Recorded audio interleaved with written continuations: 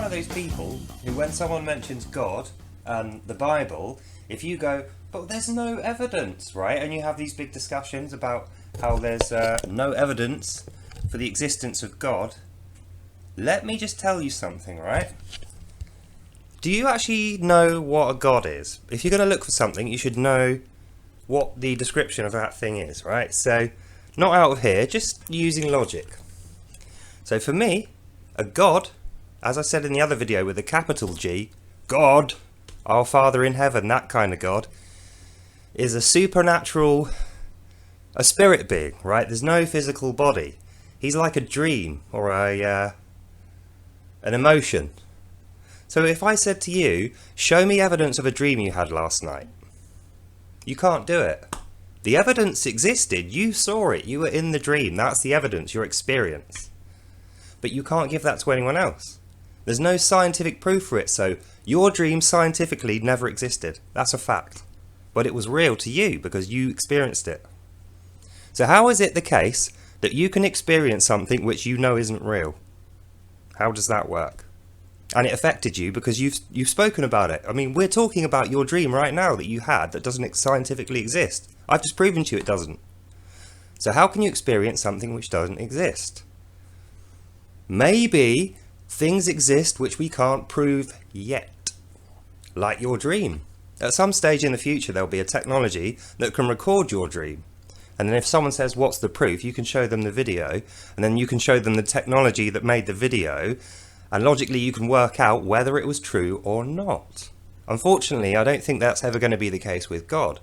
So you can either be a person like me, who was a staunch atheist for years and really aptly well made the arguments against God, and then realised at a later stage they were all wrong and you'd been misled, and then I joined the church, I became a Christian, and now I'm a man of faith. I have great faith in God. So I'm like you with your dream. I experienced God, I spoke to God, I saw God myself personally. I wasn't asleep or under drug influence or alcohol influence, nothing. I was 100% sober, out in the world. It was a real experience. So that's my evidence, and because it was so realistic and convincing and so real, there was no doubt in my mind what it was. I knew exactly what it was. I don't need any more evidence. So I'm a believer now because of that experience. And then others, I tested it and I got 3 or 4 even better experiences when I was testing it. So there's no doubt for me, that's the evidence for me. But it's not evidence I can give to you. So the question that I wanted to get to, this whole video is about, is evidence relevant if it only lasts for one viewing? So if you yourself had an experience where, you saw a ghost or a UFO or something, if nobody else was there to see it, did it happen? Did it exist? It's like, if a tree falls down in the woods, does it make a sound when it hits the ground? If no one's there? Well, of course it does. It makes a sound because it's hit the ground. But the analogy is there. If no one's there to hear it, there's no evidence.